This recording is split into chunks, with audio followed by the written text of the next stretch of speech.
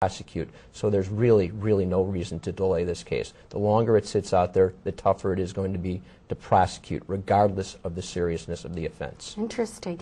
And also, if you think about it, if the person's embezzling from him, he's now I'm sure at another job, the embezzler, and he's probably embezzling from other people, and perhaps there was one thing that we need to talk about too, which is we'll get to elder abuse, and a lot of elder people, a lot of seniors, people try to embezzle from them, and Sure. So maybe by letting this person sit there and not do anything about him, this guy is running loose, and who knows where he's going.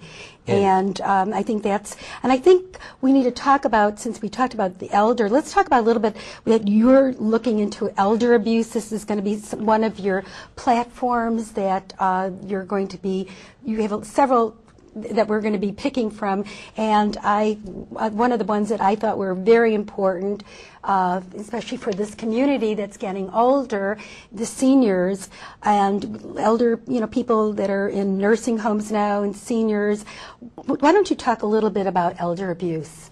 Sure. One of the things that I've noticed is I'm out walking, trying to meet as many voters as I can, and as you know, Lake County is a very, very large county, and one way I'm trying to get the support that I need to win this election is to get out and meet as many voters as I can. And granted, I can't get out there and meet everybody, but I'm going into areas and meeting people. And one day when I was walking, I happened to knock on the door of a gentleman who lives in Gurnee, and he's a senior citizen, and he starts crying on my shoulder about how one of his neighbors, while he was cutting the grass, this neighbor started beating on him for no reason. And mind you, he said he had no serious injuries, and the police actually came and arrested this individual. And they only charged, the prosecutor's office only charged him with a misdemeanor. And he said, why did this happen? That the law says that if you beat a senior citizen, you should be charged with a felony. And I explained to this gentleman that the law says in certain instances that crime can be charged as a felony, but it can also be charged as a misdemeanor. And he started to explain to me a little further about who this person was that did the beating. And the story came out further that this person was somebody who worked in the courthouse as a probation officer.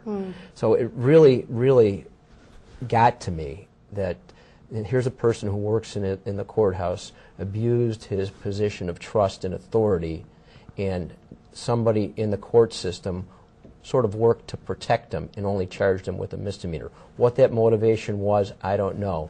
But what I'm saying is, what I'm proposing is that when you have a crime involving a senior citizen, the office needs to look at these crimes. And when you have people in positions of trust and authority, there has to be a review of those charges. Even if there isn't serious injury, those charges need to be reviewed and double-checked. And when you have a person, especially a person like a probation officer, somebody working in a senior citizen's home or a nursing home, people like that need to be charged with these serious crimes to send the message out that that type of crime, those type of incidents are not going to be tolerated. Yeah, a misdemeanor. I mean, that's definitely a felony. All the man was doing was mowing his lawn, and the other man was trying to sleep, and he didn't like the mow. I guess that was what it was. He couldn't sleep with them because the guy was mowing his lawn. It appears that those are all the facts. I haven't spoken to the other man, but this is the information that I received from that, and ultimately the man was convicted of the misdemeanor battery. So it appears that the senior citizen story was credible enough that it did result in the conviction. But it is a serious offense, and because it was only a misdemeanor, I imagine that there were no serious consequences for him. Were you saying before that your opponent is concerned with the number of convictions rather than not seeking justice? That's my belief, that when you look at what happens at the end of the day, it's the quantity of justice rather than the quality of justice that we're seeing in Lake County right now. And I'll point you to what was known as the Too Young for Justice series of newspaper articles that ran in the Lake County News-Sun last February.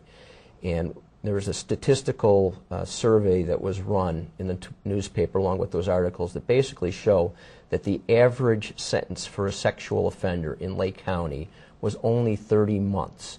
And some of the reasons for that is that they plead these cases out because what they say is there's just too many cases for us to prosecute. Other times the victims allegedly don't cooperate.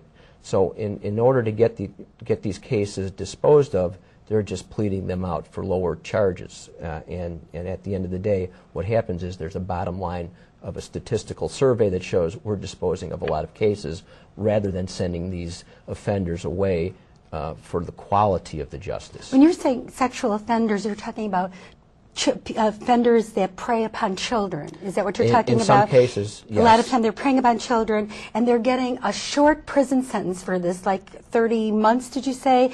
And they're back on the street. Now, as a psychologist, first of all, in order to, I don't even know if there's a cure for sexual offenders. I don't even, but by just putting them in prison and not, they should be, it's a mental disorder, and they should be put into an institution of some kind where they're going to get a lot of therapy by social workers, psychologists, psychiatrists.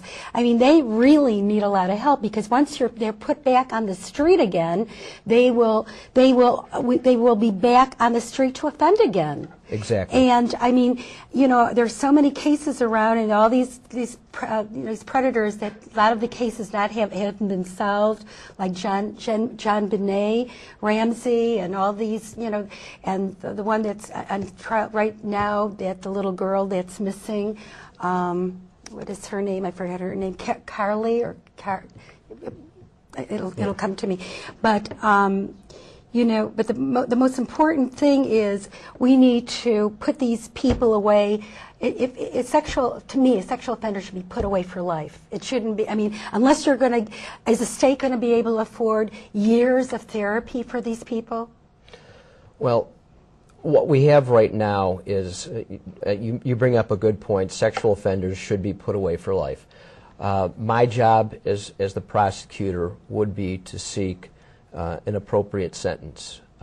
Sexual predators, especially those that prey upon children, would be eligible for Class X felonies. Class X felonies are punishable by 6 to 30 years. Unless the legislature sees fit to change that, that would be the appropriate sentence. I personally think that sexual predators, I agree with you, need to lock them up and throw away the key. But my job would be to enforce the law, and that would be to seek 30 years.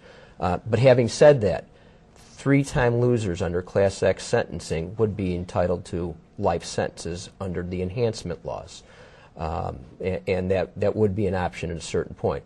And that when that's the case, then they would be locked away for a certain time, for forever.